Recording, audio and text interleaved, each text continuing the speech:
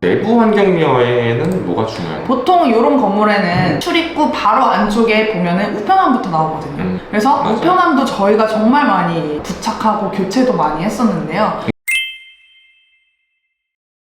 우편함을 신경 쓰는 이유가 있나요? 건물에 들어갔을 때 그 건물의 이미지가 가장 먼저 보이는 것이 저희는 우편함이라고 생각을 해요. 네. 우편함은 우체부원들도 이제 들어와서 바로바로 이렇게 꽂을 수 있게 건물 주출입구 바로 옆에 붙어 있는 게 일반적이거든요. 근데 우편함이 아예 없거나 관리가 제대로 안 돼 있거나 하면은 들어갔을 때 우편물들이 바닥에 떨어져 있다든지 그리고 막 먼지도 엄청 쌓여 있고 그러면은 건물 자체가 사실 깨끗하지 못한 느낌을 받아요.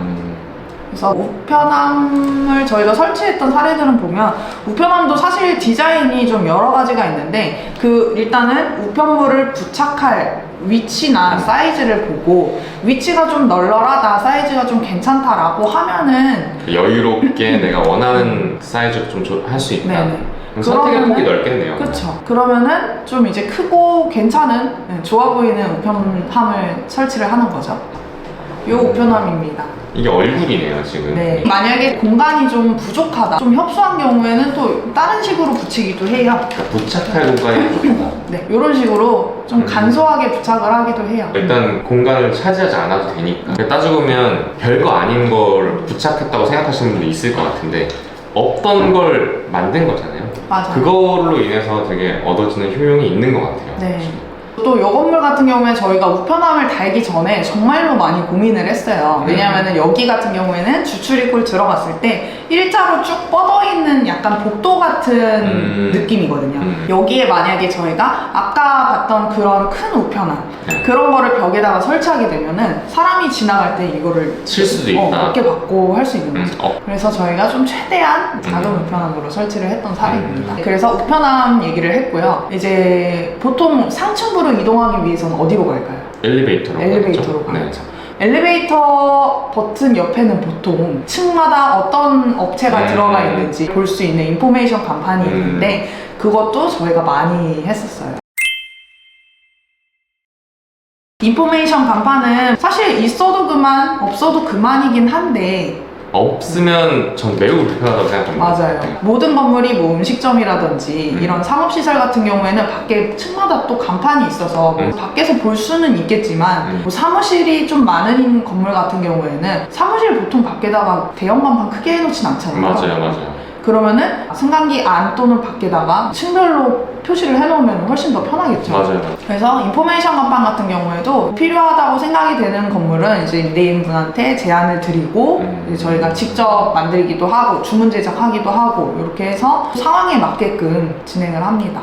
요거 같은 경우에는 인포메이션 간판이 만들어진 지 하도 오래되었는데 이미 변동 사항이 많은데도 그게 다 반영이 안 되어 있더라고요. 그러니까 업체가 바뀌었는데도. 맞아요. 그래서 요거를 저희가 임차인분들한테 로고 다 받고 새로 제작을 해서 바꾼 사례이고요. 기존 간판은 놔두고 저 안에 있는 폰트들이나 아니면 디자인들이나 명칭 그걸 바꾼 거네요. 그럼 CTG 같은 걸로 다 해서 직접 하신 건가요? 그쵸. 직접 했다는 거에 되게 놀랐습니다. 근데 사실상 저거는 임차인분들이 로고 파일을 그냥 그대로 주세요. 그러면은 그 로고 파일 그대로 제작을 하면 되거든요. 근데 되게 번거로운 일이잖아요. 근데 가끔씩 그런 경우는 있어요. 방금 보신 것 같은 경우는 로고 각 임차사의 개성은 살려드릴 수 있지만 전체적으로 봤을 때는 이제 폰트가 또 제각각이고 하다 보니까 깔끔한 느낌이 조금 떨어지긴 해요. 그래서 어떤 다른 건물 같은 경우에는 그냥 아예 폰트를 하나로 통일해서 그렇게 하기도 합니다. 그 앞에 이제 로고만 좀 붙여줄 수도 있고. 맞아요. 네, 요것도 이제 저희가 제작해서 부착한 인포메이션 간판이고요. 요거 같은 경우에는 가격이 조금 나갔어요. 왜냐면은 이 안에 내용물이 이제 빠지는 재질이거든요. 갈아 낄 수 있는 맞아요. 거예요. 그래서 임차인이 교체가 되면은 이거를 교체할 수 있게끔 교체할 수 있는 것 자체로 만드는 게 가장 효율적이에요. 맞아요. 교체 가능성이 좀 그보다 적은 건물들 같은 경우에는 이런 식으로 제작을 하기도 해요. 일체형으로 하는데 이거는 가격은 조금 더 저렴한데 또 통일성이나 깔끔하게 할 수 있다는 장점이 있네요. 훨씬 디자인적으로도 좀 더 깔끔하고 근데 결국에 이런 건 다 임대인분의 성향에 따라 다를 것 같아요. 너무 촌스럽거나 너무 더럽거나 하지만 않으면 괜찮을 것 같아요. 맞아요. 최근에 어떤 건물주분께서 이제 이런 얘기를 주셨어요. 자기가 어느 건물에 갈 일이 있어서 갔는데 건물 입구에서 자동 분사형 방향제 있잖아요. 네. 방향제가 이렇게 칙 나왔는데 그 향이 너무 좋더라. 그래서 자기 건물에도 요거를 한번 설치해 주셨으면 좋겠다 해가지고 저희가 이제 구매를 해서 설치를 했는데, 자동 방향제는 저희 화장실에서 익숙하잖아요. 네. 타이머 정해놓고 나오는 방향제. 그쵸. 근데 저희가 이제 설치를 하면서 그 향을 맡아보니까 네. 너무 좋은 거예요. 실제로. 저희 사무실에도 그래서 했잖아요, 이번에. 저희가 또 다른 건물에도 여러 군데 이거 좀 괜찮다 싶어가지고. 네, 이게 어떻게 보면 향기 마케팅이라고 해가지고 고급스러운 공간이나 네. 예를 들면 외제차 매장이나 호텔 가면 저는 향기가 포인트가 많이 들어갔거든요. 맞아요. 근데 저희는 그걸 의식하지 못하지만 은근히 이제 고급스러움을 느낄 수 있는 게 향기라고 하더라고요. 맞아요. 이게 좀 시그니처 향이 되는 거죠. 이제 내부를 지나서 옥상으로 한번 가보도록 하겠습니다. 보통 이제 건물의 옥상에는 조경이 돼 있는 건물들이 많은데, 그런 건물 같은 경우에는 처음에 건물을 지었을 당시에 기본적인 그 조경 면적을 지켜야 되기 때문에 그 옥상에 있는 조경 면적도 함부로 훼손을 하거나 없애버리면 이게 위법이 되는 거거든요. 그리고 옥상의 조경 같은 것도 예쁘라고 이제 갖다가 이렇게 그쵸. 해놓은 거잖아요. 네. 근데 그런 부분이 제대로 관리가 되지 않으면 이제 벌레도 많이 생기고 밑에 뭐 이제 떨어진 낙엽, 풀들 때문에 오히려 더 더러워 보이기 때문에 저희도 이제 주기적으로 가고, 만약에 좀 전문 조경 업체, 전지 작업 업체가 뭐 만약에 필요하다라고 하면은 업체를 섭외를 해서 1년이나 2년에 한 번씩 이제 관리를 하는 거죠. 그러면 저런 풀들이 배수를 막히게 한다고 맞아요. 그럴 수 있는 거잖아요. 맞아요. 아주 중요한 부분이에요. 그 옥상의 물로 인해 4층으로 누수가 됐고, 그로 인해서 어마어마한 손해배상 요금을 요구했던 게 저희 1편에 나왔었죠. 그건가요? 혹시나 못 보신 분들은 다시 한번 봐주시기 다 바랍니다. 맞물려 있네요. 네, 그렇기 때문에 옥상 관리도 주기적으로 잘 해야 하고, 보통 일반적인 건물에 가시면 바닥에 우레탄 시공이 돼 있는 게 아마 끝일 거예요. 녹색 바닥. 네, 이제 요즘에는 회색도 많이 하더라고요.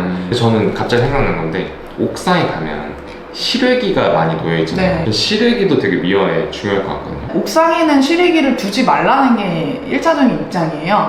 건물엔 항상 건물 뭐 앞면, 옆면 말고 뒷면이 있어요. 사람이 건물과 잘 건물 들어가서. 사이. 맞아요. 되게 좁은 통로라든지, 가급적이면 그쪽으로 이제 빼라고 한다든지, 부득이하게 옥상에 실외기를 올려야 한다라고 하면은 그 옥상 위에 또 옥탑이 하나 있을 거예요. 계단실의 천장인데 뭔지 알 것 옥탑이, 같아요. 네. 약간 드라마 보면 거기에 남주들이 앉아있잖아요. 맞아요. 애니 보신 거 아니에요? 애니 본 것 같은데요? 계단문 열고 나오면 이제 위에 맞아요. 공간. 거기서 막 이렇게 종이 비행기 날리고. 맞아요.